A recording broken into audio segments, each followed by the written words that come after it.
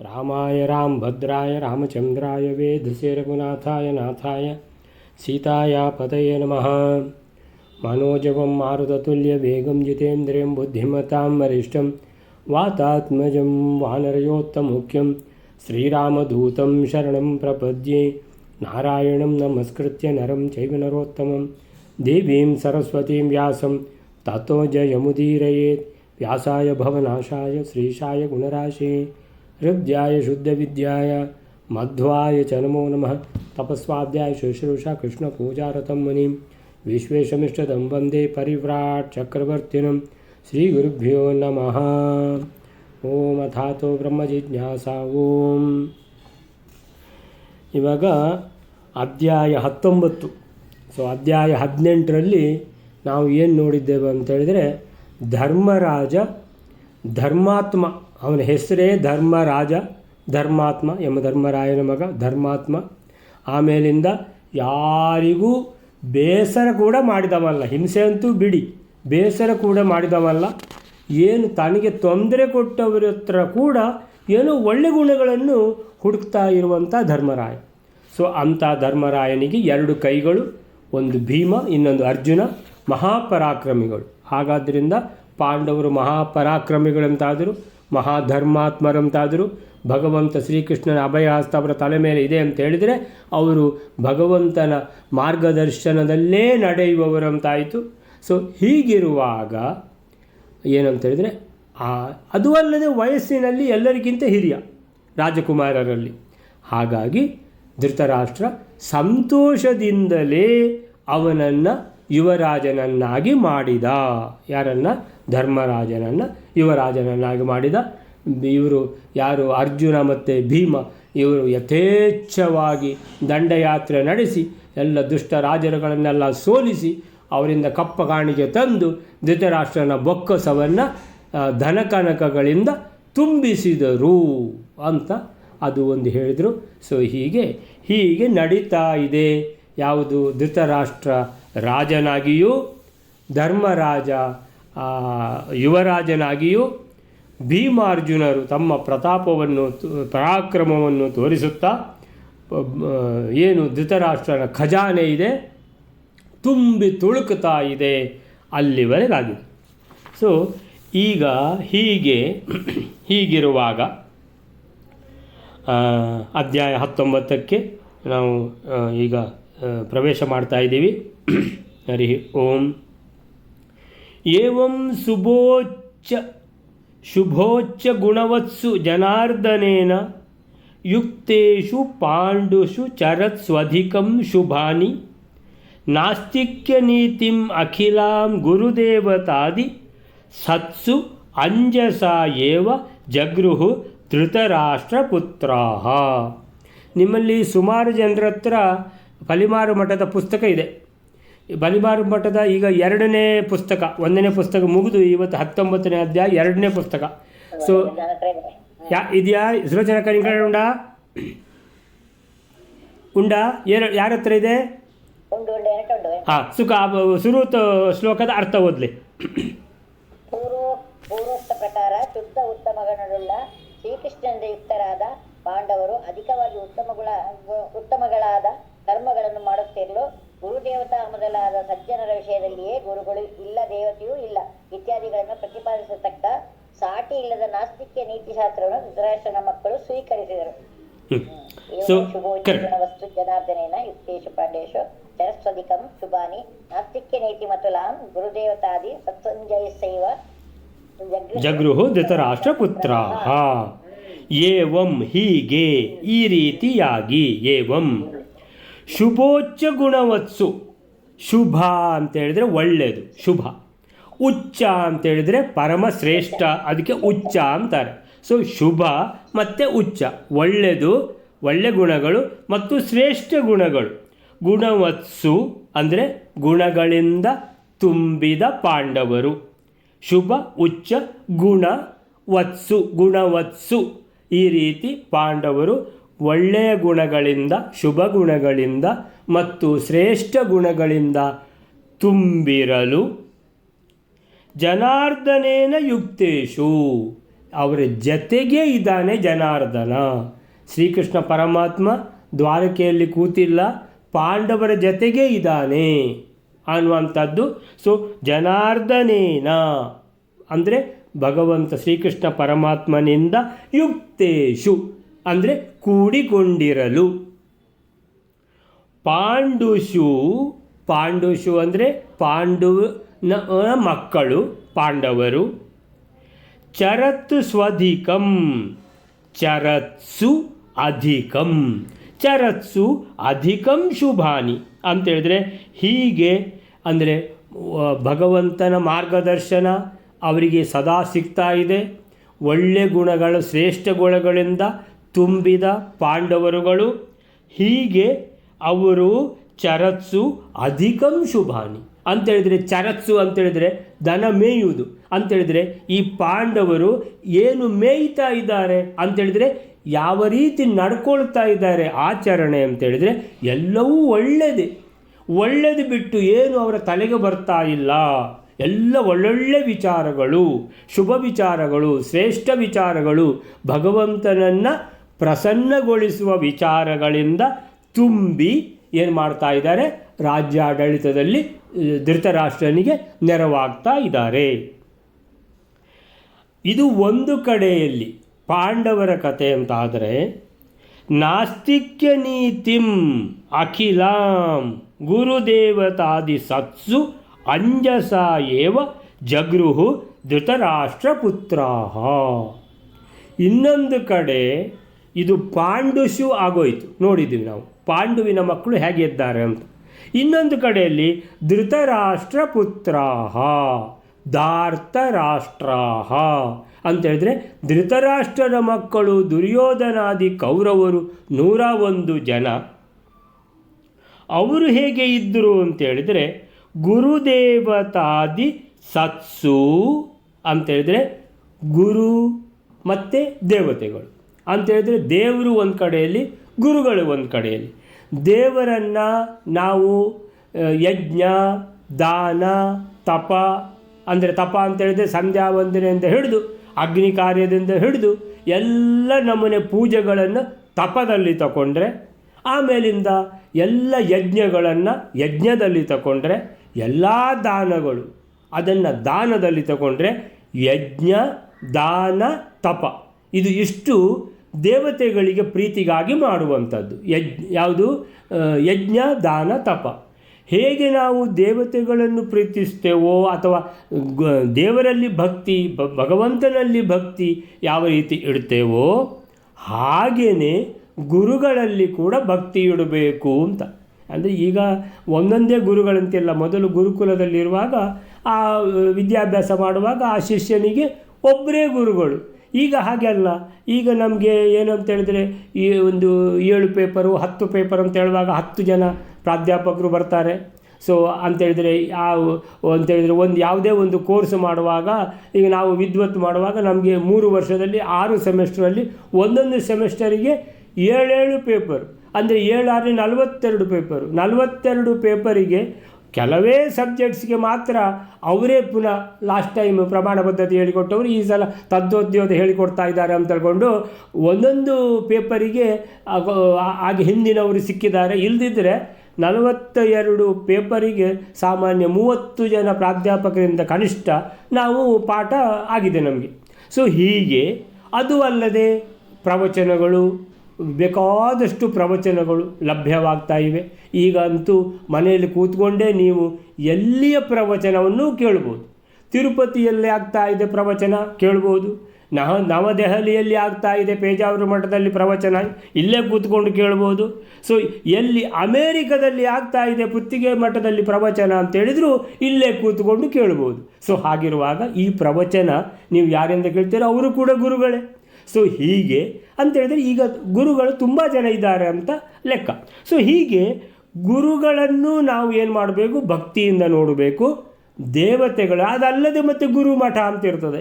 ನಿಮ್ಮ ಗುರುಮಠ ಯಾವುದು? ನಮ್ಮದು ಗುರುಮಠ ಪೇಜಾವರ ಮಠ ರೀ. ನಿಮ್ಮ ಗುರುಮಠ ಯಾವುದು? ನಮ್ಮ ಗುರುಮಠ ಶಿರೂರು ಮಠ. ಹೀಗೆ ಗುರುಮಠ ಅಂತ. ಸೊ ಒಬ್ಬರೊಬ್ಬರು ಇಡೀ ಒಂದೊಂದು ಕುಟುಂಬ ಆ ಒಂದೊಂದು ಗುರುಮಠಕ್ಕೆ ಅಟ್ಯಾಚ್ ಆಗಿರ್ತದೆ ಅಂತ. ದೇವತೆಗಳು ಅಂತ ಹೇಳುವಾಗ ಭಗವಂತ ಮಹಾವಿಷ್ಣು ಅಂತ ಅಲ್ಲದೆ ನಮಗೆ ಗ್ರಾಮ ದೇವರು ಯಾರು? ಈಶ್ವರ ದೇವರು. ಸರಿ, ಈಶ್ವರ ದೇವರಲ್ಲಿ ನಾವು ಕಾಣೋದು ಮಹಾವಿಷ್ಣುವನ್ನೇ, ಅಂತರ್ಯಾಮಿ ಮಹಾವಿಷ್ಣುವೇ. ಆಮೇಲೆ ನಮಗೆ ಕುಲದೇವರು, ನಿಮಗೆ ಕುಲದೇವರ ನೀಲಾವರವ, ಅಲ್ಲಿ ಅಂತ ನೀಲಾವರ ಅಮ್ಮ ಅಂತ ಅಮ್ಮನವರು. ಸೊ ಅಮ್ಮನವರಿಗೆ ಮಹಾಲಕ್ಷ್ಮಿಯಲ್ಲಿ ನೀವು ಕಾಣೋದು ಯಾರನ್ನ? ವಿಷ್ಣುವನ್ನೇ ಕಾಣುವಂಥದ್ದು. ಸೊ ಹಾಗೆ ಅಂತೇಳಿದರೆ ದೇವತೆಗಳು ಅಂತ ಹೇಳುವಾಗ ಹೀಗೆ ದೇವರು ಭಗವಂತ ಅಂತೇಳಿದರೆ ಮಧ್ವ ಸಿದ್ಧಾಂತದಲ್ಲಿ ಭಗವಂತ ಅಂತ ಒಂದೇ ಒಂದು ವರ್ಡ್ ಮಹಾವಿಷ್ಣು ಅಂತ ಹೇಳಿಬಿಟ್ರೆ ಆಗಿ ಹೋಯಿತು. ಸೊ ನಿಮಗೆ ಅದೆಲ್ಲ ಯಾವುದು ತಲೆಬಿಸಿಲ್ಲ, ಎಲ್ಲ ದೇವರಲ್ಲಿಯೂ ನೀವು ಕಾಣುವಂಥದ್ದು ಮಹಾವಿಷ್ಣುವನ್ನೇ. ಸೊ ಹಾಗಿರುವಾಗ ಹೇಗೆ ನಾವು ಭಗವಂತನನ್ನು ಭಕ್ತಿ ಮಾಡ್ತೇವೋ ಅದೇ ರೀತಿ ಗುರುಗಳನ್ನು ಕೂಡ ಭಕ್ತಿ ಮಾಡಬೇಕು.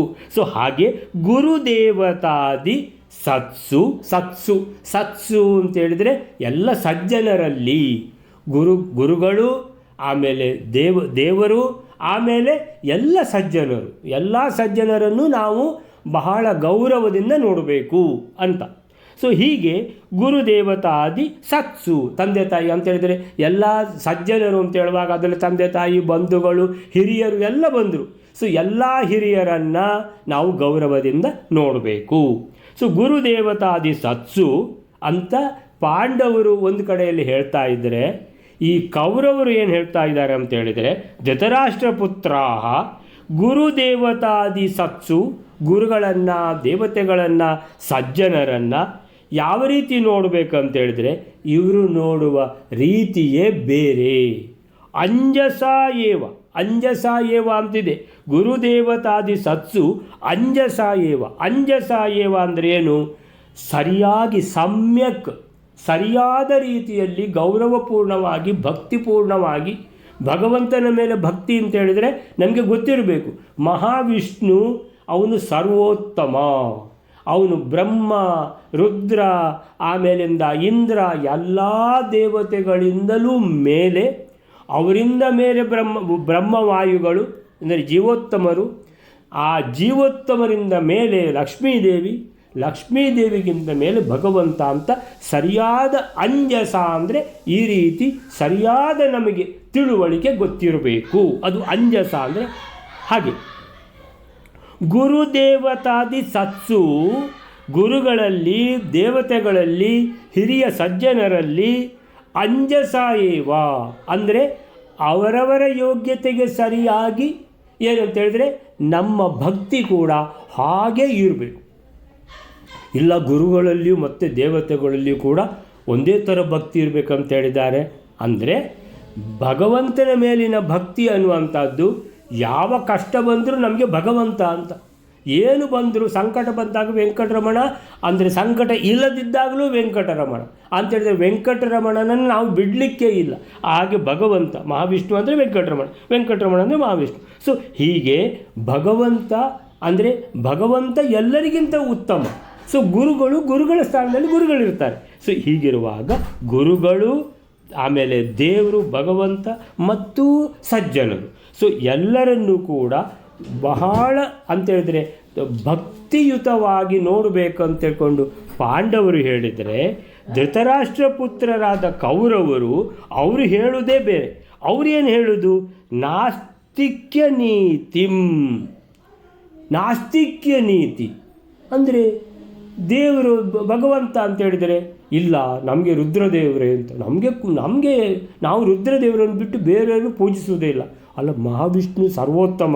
ಏನು ಸರ್ವೋತ್ತಮ? ಯಾರು ಹೇಳಿದ್ದು ನಿಮಗೆ? ಅಂದರೆ ಎಲ್ಲದಕ್ಕೂ ವಿರುದ್ಧ ಮಾತಾಡುವವರು. ಇಲ್ಲಪ್ಪ ಹಾಗೆಲ್ಲ, ಬೆಳಿಗ್ಗೆ ಎದ್ದು ಕೂಡಲೇ ಹಲ್ಲುಜ್ಜಿ ಬಿಟ್ಟು ಶೌಚ ಮಾಡಿಕೊಂಡು ಸ್ನಾನ ಮಾಡಿ ದೇವರದ್ದು ಪೂಜೆನೋ ಮಾಡಿ ಆಮೇಲಿಂದ ಬಾಕಿ ಎಲ್ಲ ಕೆಲಸ ಮಾಡೋದು. ಇಲ್ಲ ನಾವು ಸಂಜೆ ಸ್ನಾನ ಮಾಡೋದು ಅಂತ.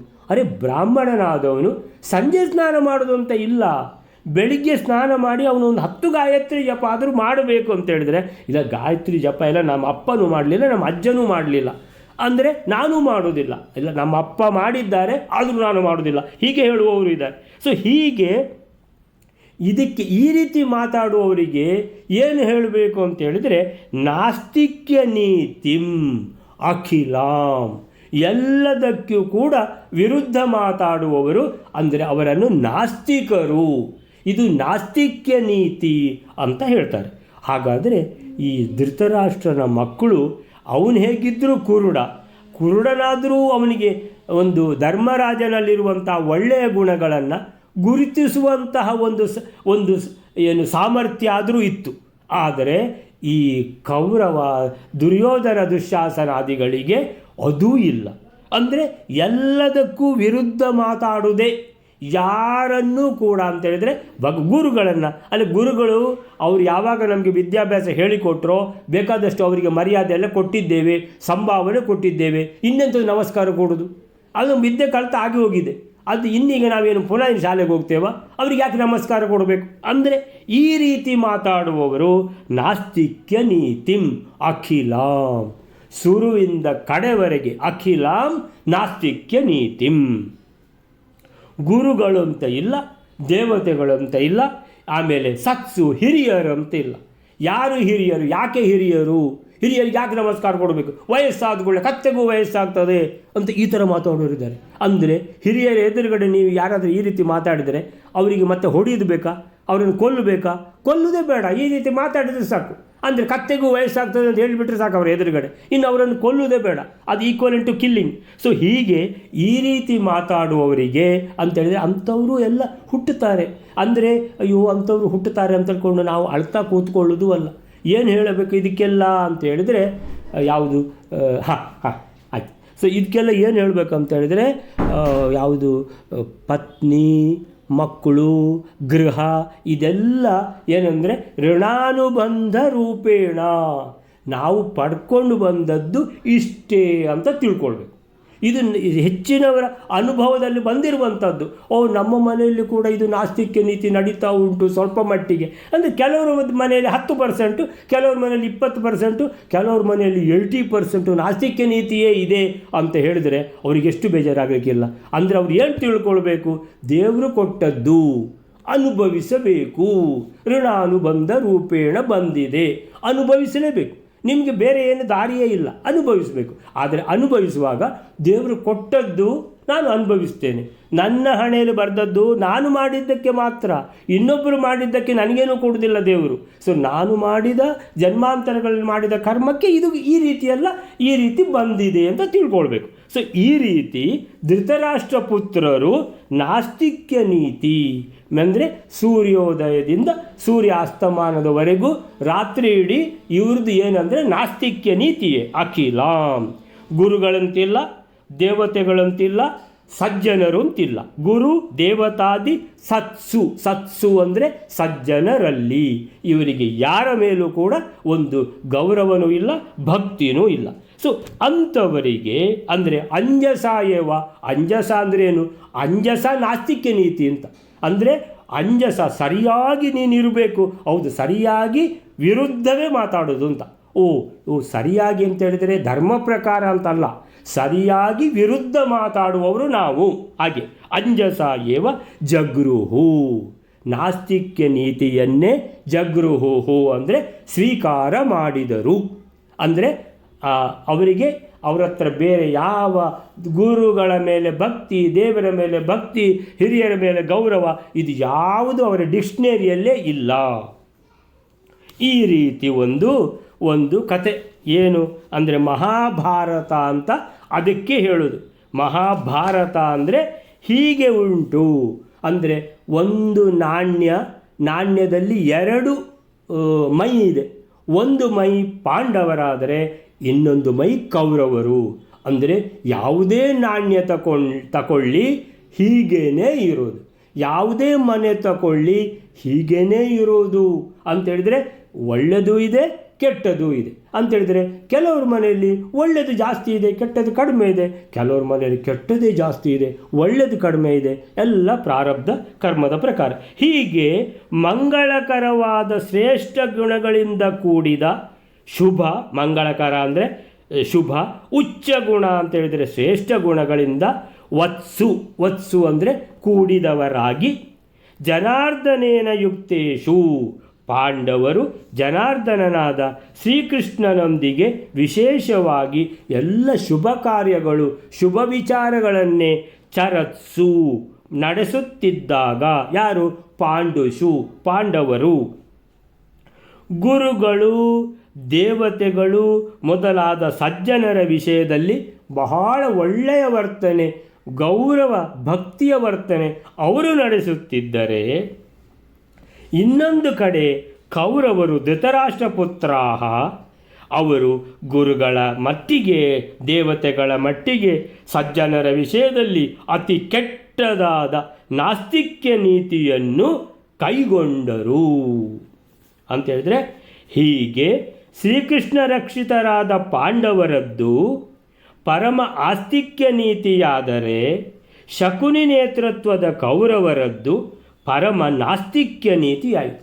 ಅವರದ್ದು ಆಸ್ತಿಕ್ಯ, ಇವರದ್ದು ನಾಸ್ತಿಕ್ಯ. ಇದು ನಾಣ್ಯದ್ದು ಎರಡು ಮೈ, ಈ ಮೈ ಆಸ್ತಿಕ್ಯ, ಇನ್ನೊಂದು ಮೈ ನೋಡಿ ಅದು ನಾಸ್ತಿಕ್ಯ ಇರ್ತದೆ ಅಂತ. ಸೊ ಇದ್ದೇ ಇರ್ತದೆ. ಸೊ ನೀರಿದ್ದಲ್ಲೆಲ್ಲ ಕೆಸರುಂಟು ಅಂತ. ಸೊ ಶಕುನಿ ನೇತೃತ್ವದ ಕೌರವರದ್ದು ಪರಮ ನಾಸ್ತಿಕ್ಯ ನೀತಿ. ಸಾತ್ವಿಕರದ್ದು ದೈವಭಕ್ತಿಯಿಂದ ಕೂಡಿದ ಸತ್ಕಾರ್ಯ ಪರಂಪರೆ, ಎಲ್ಲ ಒಳ್ಳೆಯದೇ ವಿಚಾರ, ಒಳ್ಳೆಯದೇ ಮಾತಾಡುವಂಥದ್ದು. ಯಾವುದು ಇದು ರೀತಿ. ಆದರೆ ಯಾರ್ದು? ಸಾತ್ವಿಕರದ್ದು, ಪಾಂಡವರದ್ದು. ತಾಮಸರು ಅಂದರೆ ಇಲ್ಲಿ ಕೌರವರು. ತಾಮಸರದ್ದು ಗುರುದೇವತಾದಿ ದ್ರೋಹ ರೂಪ, ಗುರುಗಳಿಗೆ ದ್ರೋಹ, ದೇವತೆಗಳಿಗೆ ದ್ವೇಷ, ದೇವತೆಗಳ ಮೇಲೆ, ಸಜ್ಜನರಲ್ಲಿ ದ್ರೋಹ. ಸೊ ಈ ರೀತಿಯ ದುಷ್ಕಾರ್ಯ ಪರಂಪರೆ. ಆ ಕಡೆ ಸತ್ಕಾರ್ಯ ಪರಂಪರೆ, ಈ ಕಡೆ ದುಷ್ಕಾರ್ಯ ಪರಂಪರೆ. ಆ ಕಡೆ ಭಕ್ತಿ ಗೌರವ ಅಂತಾದರೆ, ಈ ಕಡೆ ದ್ವೇಷ ಅಗೌರವ, ಆಮೇಲಿಂದ ಈ ರೀತಿ. ಸೊ ಆ ರೀತಿ ಕೆಟ್ಟದಾದ ನಾಸ್ತಿಕ್ಯ ನೀತಿ ಅಂತ. ಸೊ ಆಸ್ತಿಕ್ಯ ನೀತಿ ಅಲ್ಲಿ, ನಾಸ್ತಿಕ್ಯ ನೀತಿ ಇಲ್ಲಿ ಅಂತ. ಅಲ್ಲಿಂದ ಈಗ 1ನೇ ಶ್ಲೋಕ ಆಯಿತು. ಸರಿ, ಹೇಳಿ ಸುಲೋಚನಕ 2ನೇ ಶ್ಲೋಕ. ಸುಲೋಚನಕ ಇಲ್ಲ. ನಾಮ್ನಾ ಕಳಿಂಗ ಇತಿ ಚಾಸುರಕೋ ದ್ವಿಜೋಭೂತ್ ಶಿಷ್ಯ ಸುರೇತರ ಗುರೋ ಶಕುನೇ ಗುರು ಸಹ ನೀತಿಂಸ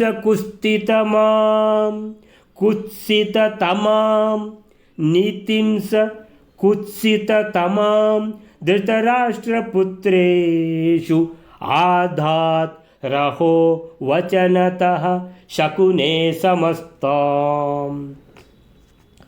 ಮೊದಲು ಅತಿ ಕುತ್ಸಿತನಾದ ಅಸುರನು ಹೆಸರಿಂದ ಕಳಿಂಗ ಅಥವಾ ಕಣಿಂಕನೆಂದು ಬೇರೆ ಕಣಿಂಕನೆಂದು ಅಸುರರಿಗೆ ಗುರುವಾದ ಶುಕ್ರಾಚಾರ್ಯರ ಶಿಷ್ಯನು. ಆ ಕಳಿಂಗ ನಾಮಕ ಬ್ರಾಹ್ಮಣನು ಶಕುನಿಗೆ ಗುರುವು. ಆತನು ಶಕುನಿಯ ಮಾತಿನಿಂದ ಏಕಾಂತ ಸ್ಥಳದಲ್ಲಿ ಎಲ್ಲಾ ಅತ್ಯಂತ ಕುಸಿತನಾದ ನೀತಿಶಾಸ್ತ್ರವನ್ನು ಧೃತರಾಷ್ಟ್ರನ ಮಕ್ಕಳಲ್ಲಿ ಉಪದೇಶಿಸಿದನು. ಅಂದರೆ ಕೌರವರಿಗೆ ಉಪದೇಶ ಕೊಟ್ಟನು ಅಂತ ಹೇಳ್ತಾರೆ.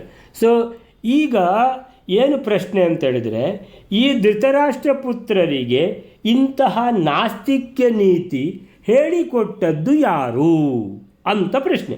ಸೊ ಇದಕ್ಕೆ ನಾಮ್ನಾ ಕಳಿಂಗ, ಇವನ ಹೆಸರೇ, ಹೇಳಿಕೊಟ್ಟವನ ಹೆಸರು ಕಳಿಂಗ ಅಥವಾ ಕಣಿಂಕ.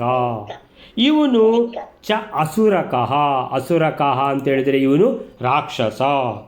ಅಸುರಕಃ ದುಷ್ಟ ಬುದ್ಧಿಯವನು, ಅಸುರಕಃ. ಆದರೆ ಹೆಸರಿಗೆ ದ್ವಿಜೋಭೂತ್, ಬ್ರಾಹ್ಮಣ. ಜಾತಿಗೆ ಬ್ರಾಹ್ಮಣ ಅಂದರೆ ಬೆಳಿಗ್ಗೆ ಸ್ನಾನ ಮಾಡ್ತಾನೋ ಇಲ್ಲ, ಸಂಧ್ಯಾವಂದನೆ ಮಾಡ್ತಾನೆ, ಅಲ್ಲಿ ಸ್ನಾನನೇ ಮಾಡೋದಿಲ್ಲ. ನೀವು ಸಂಧ್ಯಾವಂದನೆ ಮಾಡ್ತಾನ ಅಂತ ಕೇಳ್ತೀರಲ್ರಿ, ಅಯ್ಯೋ ದೇವ್ರೆ ಕೇಳಿದೆ ತಪ್ಪಾಯಿತು. ಅಂದರೆ ಇಂಥವರು ಇರ್ತಾರೆ ಜಾತಿಯಲ್ಲಿ. ದ್ವಿಜೋಭೂತ್ ಬ್ರಾಹ್ಮಣ ಜಾತಿ ಅಂತ. ಆದರೆ ಅಸುರಕಃ, ಇಂಥವರನ್ನು ಎಲ್ಲಿ ಸೇರಿಸಬೇಕು? ಅಸುರಕಃ ಅಂದರೆ ದುಷ್ಟ ರಾಕ್ಷಸರ ಗುಂಪಿಗೆ ಸೇರಿಸಬೇಕು, ಬೇರೆ ದಾರಿನೇ ಇಲ್ಲ. ನಾಮ್ನ ಕಳಿಂಗ ಅಂದರೆ ಕಣಿಂಕ, ಅವನ ಹೆಸರು. ಅಸುರಕಃ ದುಷ್ಟಬುದ್ಧಿಯ ರಾಕ್ಷಸ, ಆದರೆ ಜಾತಿಯಲ್ಲಿ ಬ್ರಾಹ್ಮಣ. ದ್ವಿಜೋಭೂತ್ ಅಂದರೆ ಬ್ರಾಹ್ಮಣ ಜಾತಿಗೆ ಕಳಂಕ ತರುವವನು. ಆದ್ದರಿಂದ ಅವನಿಗೆ ಕಣಿಂಕ ಅಂತ ಇಟ್ಟಿದ್ದಾರೆ. ಅವನು ಕಳಂಕ. ಅವನು ಶಿಷ್ಯ ಸುರೇತರ ಗುರೋಹೋ. ಇವನು ಯಾರ ಶಿಷ್ಯರಿ ಅಂದರೆ ಈ ಕೌರವರಿಗೆ ಇಂಥ ದುಷ್ಟ ಬುದ್ಧಿಯನ್ನು ಉಪದೇಶ ಮಾಡಿದವನು ಇವನು. ಯಾರಂದರೆ ಕಣಿಂಕ. ಇವನಿಗೆ ಯಾರು ಗುರು?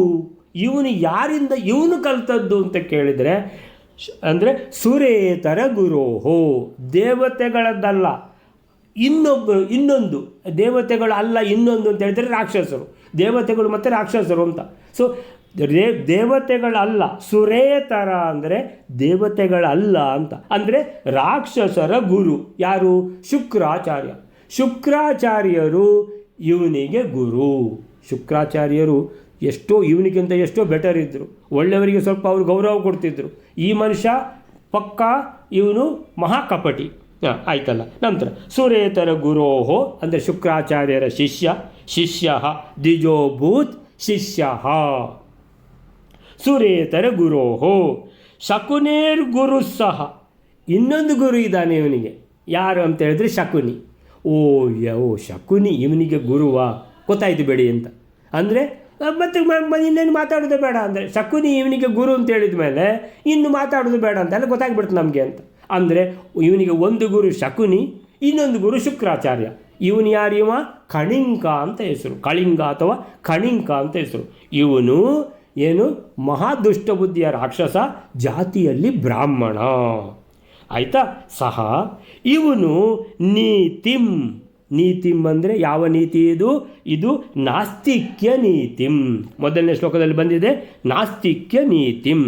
ಸಹ ಅವನು ಕುತ್ಸಿತತಮಾಂ. ಕುತ್ಸಿತ ಅಂತೇಳಿದರೆ ಕೆಟ್ಟ ಬುದ್ಧಿಯವರು ಅಂತ. ಕುತ್ಸಿತ ತಮಾಮ್ ಅಂತೇಳಿದರೆ ಕೆಟ್ಟ ಬುದ್ಧಿಯವರು, ಬಹಳ ಕೆಟ್ಟ ಬುದ್ಧಿಯವರು, ಅತೀ ಕೆಟ್ಟ ಬುದ್ಧಿಯವರು ಅಂತ. ಹೀಗೆ 3 ಥರ ಉಂಟು. ಇವರು ಯಾವ ಥರ ಅಂತೇಳಿದರೆ ಈ ಕಣಿಂಕನ ಶಿಷ್ಯರ, ಶಕುನಿಯ ಶಿಷ್ಯರ ಅಂತೇಳಿದರೆ ಇವರು ಕೆಟ್ಟ ಬುದ್ಧಿಯಲ್ಲಿ ಅತೀ ಕೆಟ್ಟ ಬುದ್ಧಿಯವರು. ಯಾರು? ಧೃತರಾಷ್ಟ್ರ ಪುತ್ರೇಶು. ಈ ಧೃತರಾಷ್ಟ್ರ ಪುತ್ರರು ಅಂದರೆ ಮೊದಲೇ ಸ್ವಭಾವತಃ ಕೆಟ್ಟ ಬುದ್ಧಿಯವರು ಇವರು. ಈ ಕೆಟ್ಟ ಬುದ್ಧಿಯವರಿಗೆ ಕೆಟ್ಟ ನೀತಿಯನ್ನು ಉಪದೇಶ ಮಾಡಿದವನು ಯಾರು ಅಂತೇಳಿದರೆ ಈ ಶುಕ್ರಾಚಾರ್ಯರ ಮತ್ತು ಶಕುನಿಯ ಶಿಷ್ಯನಾದ ಕಣಿಂಕ ಅಂತ ಹೇಳುವ ಒಬ್ಬ ದುಷ್ಟ ಬುದ್ಧಿಯ ರಾಕ್ಷಸ.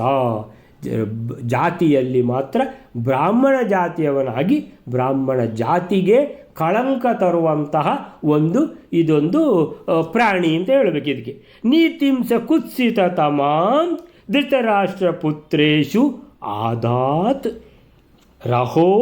ಆದಾತ್ ಅಂತ ಹೇಳಿದರೆ ಉಪದೇಶ ಕೊಡ್ತಿದ್ದ ಅಲ್ಲ, ಎಲ್ಲಿ ಅಂತ ಹೇಳಿದರೆ ರಹೋ ಅಂದರೆ ರಹಸಿ, ಗುಟ್ಟಾಗಿ ಅಂತೇಳಿದರೆ ಅವನು ಎಲ್ಲಿಗೆ ಹೇಳಿಕೊಡ್ತಾನೆ, ಅವನದು ಜಾಗ ಯಾವುದು ದೇವರೊಬ್ಬನಿಗೆ ಗೊತ್ತು. ಅಂದರೆ ಗುಟ್ಟಾಗಿ, ಅಂದರೆ ಇವತ್ತೊಂದು ಜಾಗ ನಾಳೆ ಒಂದು ಜಾಗ, ಅಂದರೆ ಒಂದೇ ಜಾಗದಲ್ಲಿ ಕೊಟ್ಟರೆ ನಾಳೆ ಯಾರಾದರೂ ಬಂದು ಅಲ್ಲಿ ನಿಲ್ತಾರೆ, ಏನಲ್ಲಿ ಹೇಳ್ತಾನೆ ಕೇಳುವ ಅಂತ. ಇಲ್ಲ, ಇವತ್ತಿನ ಜಾಗವೇ ಬೇರೆ, ನಾಳೆಯ ಜಾಗವೇ ಬೇರೆ. ಅಂದರೆ ಇವತ್ತಿದ್ದು ಗೊತ್ತಿಲ್ಲ ಎಲ್ಲಿಂತ, ನಾಳೆದ್ದು ಗೊತ್ತಿಲ್ಲ, ನಾಡ್ದಿದ್ದು ಗೊತ್ತಿಲ್ಲ.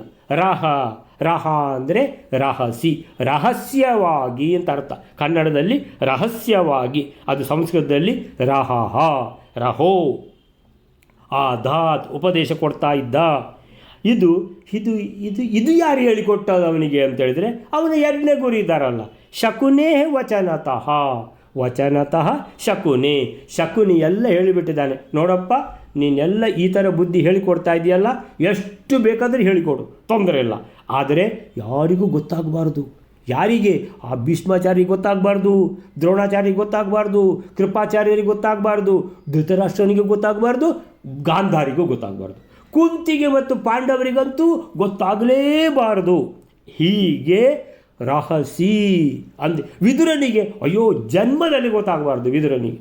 ಆ ಥರ ಅಂದರೆ ಒಳ್ಳೆಯವರು ಯಾರಿದ್ದಾರೆ ಅವರಿಗೆ ಯಾರಿಗೂ ಗೊತ್ತಾಗದ ಹಾಗೆ ರಹಸಿ ಅದಾತ್. ಇದೆಲ್ಲ ಯಾರು ಇವನಿಗೆ ಇದು ಈ ಉಪದೇಶ ಯಾರು ಮಾಡಿದ್ದು? ಗುಟ್ಟಾಗಿ ಹೇಳಿಕೊಡುವುದೇ ಅವ. ಅಂದರೆ ಅವನಿಗೂ ಕೆಟ್ಟ ಬುದ್ಧಿ, ಇವರಿಗೂ ಕೆಟ್ಟ ಬುದ್ಧಿ ಸರಿಯಾಗಿದೆ.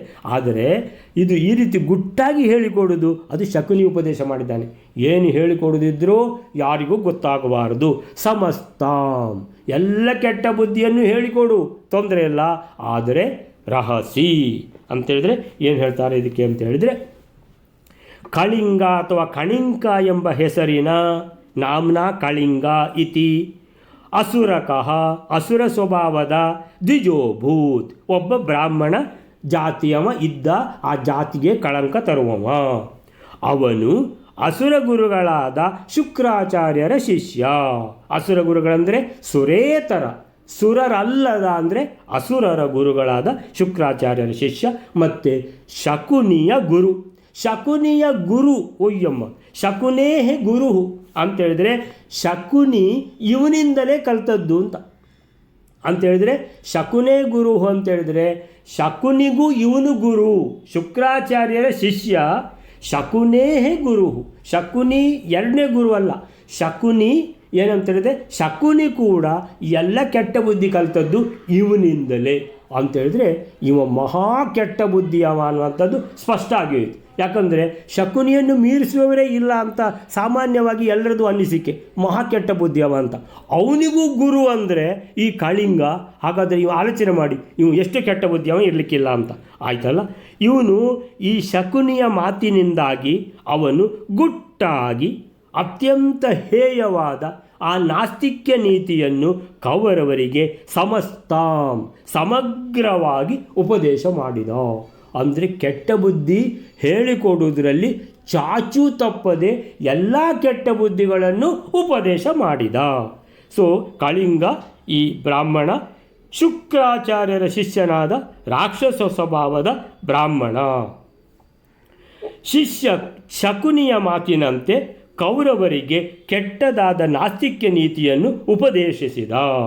ಈಗ ಶಕುನಿ ಗುರುವ ಕಳಿಂಗ ಗುರುವ ಅಂತ ಕನ್ಫ್ಯೂಷನ್ ಇಲ್ಲ. ಸೊ ಎಲ್ಲರಿಗೂ ಗುರು ಕಳಿಂಗನೇ. ಕಳಿಂಗನ ಶಿಷ್ಯ ಶಕುನಿ, ಶಕುನಿಯ ಶಿಷ್ಯರು ಯಾರು ದುಷ್ಟ ಕೌರವರು. ಒಂದು ಕಡೆಯಲ್ಲಿ ಕೌರವರು ಶಕುನಿಯ ಶಿಷ್ಯರು, ಇನ್ನೊಂದು ಕಡೆ ಕಳಿಂಗನ ಶಿಷ್ಯರು. ಅಂತೂ ಈ ದುರ್ಯೋಧನಾದಿಗಳು ಜನ್ಮದಲ್ಲಿ ಇವರು ಸರಿಯಾಗಲಿಕ್ಕಿಲ್ಲ ಅಂತ ಕೆಟ್ಟ ಬುದ್ಧಿಯನ್ನೆಲ್ಲ ಹೇಳಿಕೊಟ್ಟಿದ್ದಾರೆ ಇವರಿಬ್ಬರು ಸೇರಿ. ಕಳಿಂಗ ಶುಕ್ರ ಶಿಷ್ಯನಾದ ಆಯ್ತಲ್ಲ, ಮಹಾಭಾರತದ ಪ್ರಚಲಿತ ಪಾಠಗಳಲ್ಲಿ ಇವನ ಹೆಸರನ್ನು ಕಣಿಂಕ ಅಂತೆಲ್ಲ ಕರೀತಾರೆ. ಅಥವಾ ಇದರಲ್ಲಿ ಆಚಾರ್ಯರು ಕಳಿಂಗ ಅಂತ ಹೇಳಿದ್ದಾರೆ ಆಯ್ತಲ್ಲ. ನಂತರ ಹೀಗೆ ಇದು ಪಾಂಡವರದ್ದು ಕತೆ ಹೇಗೆ, ಕೌರವರದ್ದು ಕತೆ ಹೇಗೆ ಅಂತ ನಾವು ನೋಡಿದೆವು. ಅಲ್ಲಿಗೆ ಇವತ್ತಿನ ನಿಲ್ಲಿಸ್ಕೊಳ್ಳೋಣ. ಶ್ರೀಕೃಷ್ಣ ಅರ್ಪಣಮಸ್ತು.